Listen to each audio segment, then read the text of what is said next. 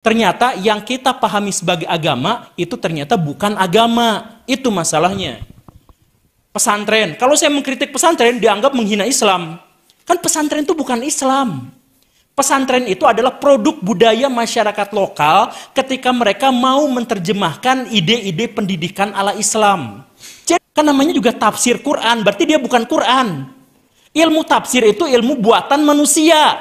Jadi mau fikih, mau hadis, bisa jadi ilmu agama, bisa jadi ilmu duniawi. Mau matematika, mau psikologi, mau astrofisika, bisa jadi ilmu akhirat. Kalau itu kita gunakan untuk kebaikan. Buat diri kita dan buat manfaat buat orang lain.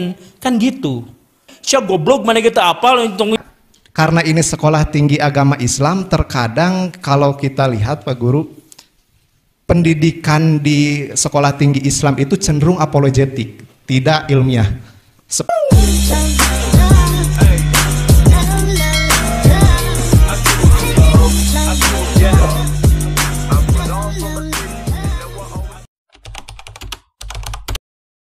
Pertanyaan pertama itu gimana branding? Sebenarnya saya tuh belum nge-branding apapun. Ada ustadz-ustadz di Bandung dan di Jawa Barat yang sebenarnya bukan ustadz, tapi ada tim khusus untuk nge-branding mereka. Dan akhirnya jadi ustadz beneran gitu. Jadi yang kita lihat tuh sebenarnya ya hasil branding. Dan itu untuk bisnis bagus. Jadi ya, untuk bisnis bagus, tapi untuk hal-hal yang bersifat etis tentu saja itu harus diverifikasi lagi gitu. Diverifikasi lagi motifnya.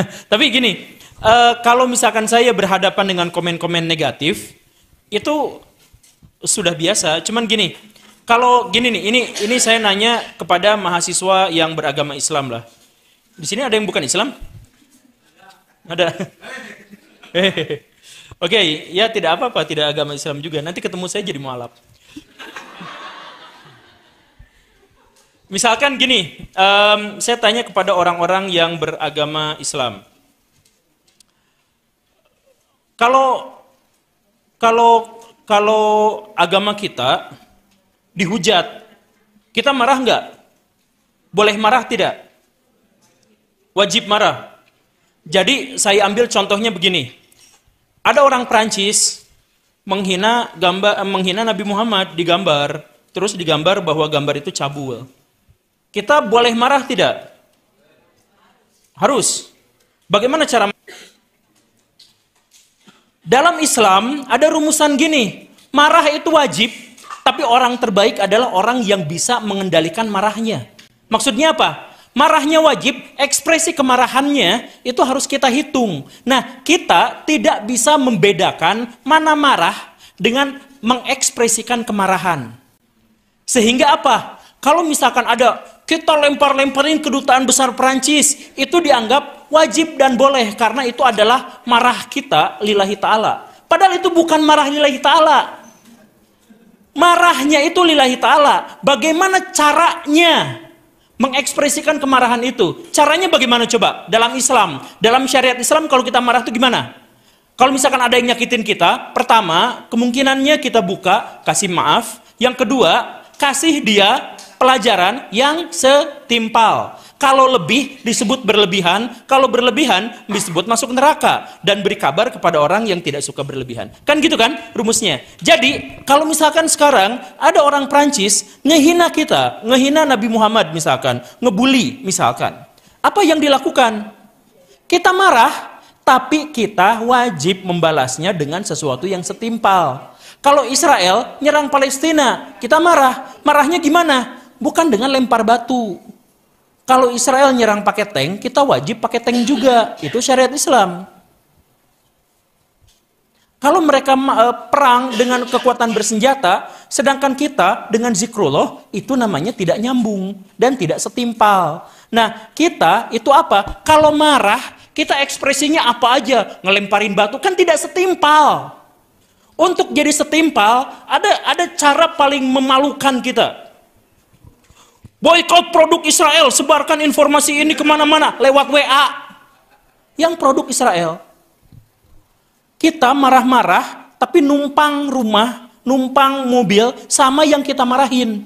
Kenapa? Karena ternyata kita sampai detik ini nggak bisa bikin WA. Sampai detik ini nggak bisa bikin komputer. Sampai detik ini bahkan lampu-lampu, tembok-tembok di sini ini semuanya teknologi asing.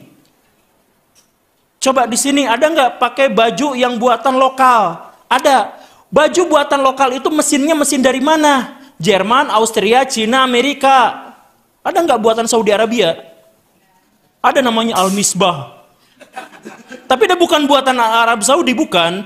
Orang Arab Saudi nggak bisa bikin mesin. Nah, inilah kita mundur peradabannya, teknologinya mundur, sehingga kalau kita marah, cuman bisa melanggar syariah. Marahnya tidak setimpal. Nah, balik lagi ke branding. Kalau misalkan saya ngomongin soal misalkan kemudian ada komentar yang pedes-pedes, yang nyakitin, saya marah itu wajar. Dan saya percaya bahwa kemarahan itu adalah alamiah. Tapi bagaimana cara mengekspresikan kemarahannya?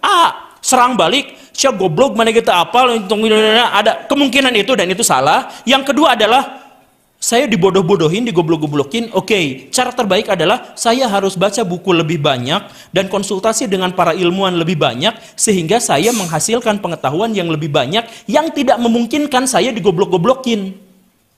Nah, itu marah, tapi ekspresi kemarahannya produktif. Sedangkan kalau ekspresi marahnya yang sering kita lakukan itu malah rusak. Kan akhirnya apa? Ketika demo ke kedutaan Prancis, lalu apa yang terjadi? Disorot sama Barat. Tuh, kaum muslimin mah kayak gini, masih terbelakang. Dan kita bangga udah mau dipropagandakan, dijelek-jelekin, kita jadi modelnya dan kita seneng. Karena apa? Ekspresi kemarahan kita tidak terkontrol, tidak sesuai dengan syariat Islam, makanya hancur kayak gitu. Itu pentingnya. Jadi kalau misalkan nanti di medsos dimarah-marahin, gimana agar cocok dengan branding? Ya karena saya sudah membranding diri untuk kelihatan pinter, kan gampang pura-pura pinter. Nah, maka ya udah caranya itu adalah baca banyak buku sehingga saya tidak mungkin lagi untuk dijelek-jelekin, kan gitu. Jadi nggak apa-apa dijelek-jelekin sama siapa gitu. Tapi kalau misalkan kata Paroki Gerung, Anda hebat, ya sudahlah cukup. Kan pinter lagi memihak saya, itu naon gitu kan. Itu pertanyaan yang pertama. Kemudian yang kedua adalah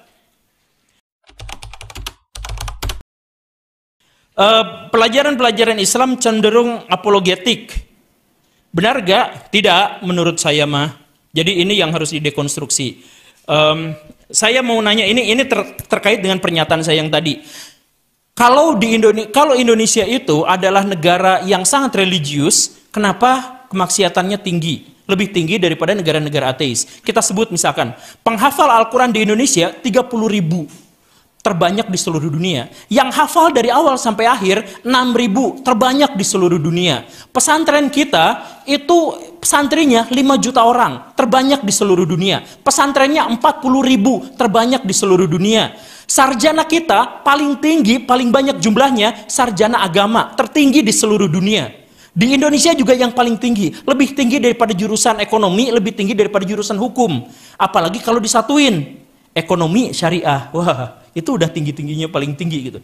Karena ekonomi iya, agama juga iya. Nah, tapi kenapa moralitas kita justru yang terendah? Tingkat penyiksaan hewan kita yang tertinggi di dunia. Dan tingkat penyiksaan hewan kita itu dijual ke para psikopat di seluruh dunia. Jadi psikopat-psikopat itu karena nggak berani ngebunuh orang beneran, yang mereka lakukan adalah minta orang konten-konten kreator Indonesia untuk nyiksa anak monyet sekejam-kejamnya. Jadi ibu monyet, anaknya, nasi anaknya dipertontonkan di ibunya, di blender, dibakar, hidup-hidup. Dan itu dijual ke para psikopat. Indonesia produsen tertinggi di dunia. Ulamanya pada kemana? Indonesia adalah negara dengan angka bunuh diri salah satu yang tertinggi di dunia. Kita sering menyebut bahwa Korea tertinggi di seluruh dunia. Karena apa? Karena kita yang bunuh diri cuma 3 dari 100.000, sedangkan Korea 30 dari 100.000. Banyakan Korea kan? Tapi data statistiknya menyebutkan apa? Kebanyakan kasus bunuh diri di Indonesia tidak dilaporkan karena dianggap aib. Maka sama keluarganya disebut kecelakaan. Disebut apa gitu, sakit, padahal bunuh diri. Akibatnya apa? Bunuh diri kita sama seperti Korea dalam persentase tertinggi. Nah, agamawannya mana? Judul kita tertinggi, Pinjol kita yang tertinggi. Agamanya di mana? Kaum agamanya di mana? Coba kenapa? Ini balik lagi ke pertanyaan tadi, apakah kita itu apologet? Ternyata tidak. Ternyata yang kita pahami sebagai agama itu ternyata bukan agama. Itu masalahnya. Pesantren. Kalau saya mengkritik pesantren dianggap menghina Islam. Kan pesantren itu bukan Islam. Pesantren itu adalah produk budaya masyarakat lokal ketika mereka mau menerjemahkan ide-ide pendidikan ala Islam. Jadi bukan Islam. Kalau belajar fikih, belajar Islam bukan? Ya bukan. Belajar fikih adalah bagaimana respon budaya masyarakat terhadap dalil-dalil di dalam Quran. Jadi sebenarnya, nah ini juga sebenarnya sudah disinggung sama Imam Al-Ghazali.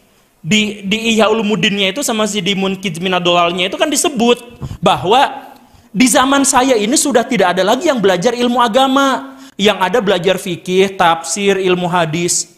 Jadi dia membedakan, lah jadi ilmu agama apa? Ya, ilmu agama itu adalah bagaimana caranya kita bersabar, bagaimana caranya kita bertakwa, bagaimana caranya kita tidak marah-marah, bagaimana caranya kita ikhlas, bagaimana caranya kita waro, bagaimana caranya kita tidak peduli pada aib orang lain. Nah itu pelajaran-pelajaran agama. Nah sama kita tidak, yang diajarin itu adalah fikih, makanya akhirnya dibenturin. Fikih dengan matematika, yang ilmu agama ini ilmu akhirat, ilmu dunia, kan benturin. Akhirnya tadi muncul, oh kita mah apologet. Apologetnya bukan pelajaran agama, tapi apologet terhadap pelajaran fikih, apologet terhadap tafsir. Kan namanya juga tafsir Quran, berarti dia bukan Quran. Ilmu tafsir itu ilmu buatan manusia. Karena ilmu buatan manusia, maka gak mungkin itu disebut sebagai ilmu agama, kecuali kita memahami bahwa agama adalah bagian dari produk manusia. Kan gitu. Nah, jadi sama seperti tajwid gitu. Kita belajar tajwid untuk bisa memahami bacaan Al-Quran gitu kan. Bukan berarti ilmu tajwid adalah ilmu Al-Quran. Nah kita berdebat, berapologet itu di ilmu-ilmu ini. Ilmu usuluddin. Ilmu usuluddin sejak awal namanya aja usuluddin, asal usul agama. Padahal isinya adalah filsafat agama. Agama sebagai doktrin dipahami dalam konteks filsafat, dekonstruksi. Kan kalau filsafat jelas buatan manusia, kenapa usuluddin disebut sebagai ilmu agama, kemudian disimpan di sebuah universitas atau sekolah tinggi yang labelnya agama Islam? Usuluddin pasti dari pesantren atau dari jurusan agama Islam, kan buatan manusia. Nah, apologet kita itu terhadap ilmu-ilmu yang diklaim sebagai ilmu Islam, padahal itu adalah alat bantu menuju mempelajari agama Islam. Kan gitu. Jadi benar kan gitu ya? Tapi nanti kalau misalkan mau didebat ini kayaknya kalau direkam ini bakal banyak perdebatan. Tapi intinya apalagi sama orang usuluddin. Oh, live streaming. Nah, ya tapi intinya adalah seperti itu. Jadi tolong pisahkan mana ilmu agama dengan ilmu duniawi. Ilmu agama itu apa? Ilmu agama itu gini nih. Belajar matematika lillahi ta'ala, untuk Allah subhanahu wa ta'ala. Itu ilmu agama. Belajar ilmu dunia itu apa? Ilmu hadis. Bismillah komisaris. Nah, itu ilmu duniawi. Jadi mau fikih, mau hadis, bisa jadi ilmu agama, bisa jadi ilmu duniawi. Mau matematika, mau psikologi, mau astrofisika, bisa jadi ilmu akhirat kalau itu kita gunakan untuk kebaikan buat diri kita dan buat manfaat buat orang lain. Kan gitu. Ini bikin ini kan manfaat banget kan, ini ruangan ini kan. Kita bisa diskusi, sharing di sini. Nah, berarti ilmu konstruksi itu ilmu apa? Ya ilmu akhirat. Kan rumusnya gitu. Karena apa? Karena menjadi majelis ilmu. Ini mic, bikin mic itu ilmu akhirat. Kita tidak mau belajar bikin ilmu mic. Jadi ini aja dari Cina atau dari Jepang, karena menganggapnya ini adalah ilmu dunia. Kan jadi apologet kita tepat di perdebatan ilmu-ilmu itu. Yang memecah kaum muslimin, ilmu-ilmu itu. Yang memecah kaum muslimin apa coba? Yang satu bilang Allah duduk di atas arasy, yang satu lagi Allah ada di mana-mana. Berdebat 1400 tahun sampai sekarang belum selesai. Padahal tidak ada seorang pun yang mampu membuktikannya. Udah dibilangin jangan debat soal Allah. Diperdebatkan jadi perpecahan sampai sekarang. Wahabi sama NU berantemnya di situ. Nggak berhenti-berhenti sampai sekarang. Persatuan wajib. Perdebatan pada urusan agama tidak boleh. Kita berdebat di situ dan berpecah belah. Jadi Islam dirusak dibalik. Terus kita ngakunya pembalikan itu Islam. Terus kita berapologi di situ. Ya kebaliklah, kacau lah. Makanya kita sekarang akhirnya terpuruk tidak maju gara-gara terlalu banyak berapologi pada bidang-bidang yang kita ciptakan sendiri lalu kita sebut itu adalah agama. Ayo debat. Pertanyaan selanjutnya. Kenapa kita tidak mau intelektual? Kenapa kita memilih acara-acara yang bahagia, yang hura-hura dan sebagainya? Oke, itu dikonfirmasi. Karena saya keliling kampus se-Indonesia juga ininya seperti itu. Panitia keluhannya sama. Kalau ngundang untuk diskusi, untuk seminar dan sebagainya, riuh, rame, jin tapi. Orangnya dikit. Tapi kalau band, bahkan bandnya tidak terkenal pun, rame banget manusianya. Jinnya dikit. Setannya dikit, ngapain saya menggoda orang yang sudah tersesat. Nah, kenapa seperti itu? Alasan sederhananya adalah gini, kalau kita lapar, kita pengen makan, bukan pengen tidur. Kalau kita tidak bahagia, kita pengen bahagia. Jadi saya kemarin bikin video pendek, saya bilang tukang dugem itu fix orang yang tidak berbahagia. Karena hanya orang yang tidak bahagia sajalah yang mencari kebahagiaan sampai ngeluarin duit puluhan juta semalam. Jadi orang yang bersenang-senang adalah orang yang tidak senang, gitu kan? Nah, orang yang nyarinya band, nyarinya apa, itu adalah orang yang tidak senang. Kita itu tidak bahagia hidupnya. Tapi ngakunya, ya kita mau bahagia walaupun miskin. Ya banyak yang ngomong kayak gitu. Bahkan kementerian ngomong seperti itu. Kemarin bikin survei, masyarakat Indonesia adalah masyarakat yang ekonomi lemah tapi bahagia. Ya, kejebak pinjol tapi ngaku bahagia tuh gimana ceritanya? Tapi itu kita banyak pengakuan-pengakuan seperti itu. Tapi rumusnya gini, kenapa kita tidak mau pada hal-hal yang intelektual dan cenderung cari-cari kebahagiaan karena kita tidak bahagia, dan kenapa kita tidak nyari-nyari sesuatu yang intelektual? Karena kita tidak tahu apa faedahnya intelektual. Jadi kalau misalkan tadi rumusan yang gogi-gogi yang tadi itu, yang sampai level 3 itu adalah hetagogi, di mana orang berani untuk mencari pembelajarannya sendiri. Kenapa dia berani melakukan pencarian sendiri? Karena ada the grand why. Ada pertanyaan, kenapa saya harus belajar ini? Kenapa saya harus intelektual? Setelah dia menemukan itu, dia akan habis-habisan menjadi intelektual. Sedangkan kita, ngapain pinter? Coba apa faedahnya? Kalau kita pinter jadi PNS? Enggak. Kita pinter dapat istri cantik? Tidak juga. Kalau kita pinter diangkat jadi peneliti dan ilmuwan di Indonesia? Enggak lah. Kan butuh orang dalam itu mah. Nah kan kita nggak kepake. Karena kita nggak tahu untuk intelektualitas itu apa, maka kita tidak mengejar itu. Jadi atau gimana? Ya saya nanti aja nunggu pertanyaan berikutnya. Terima kasih.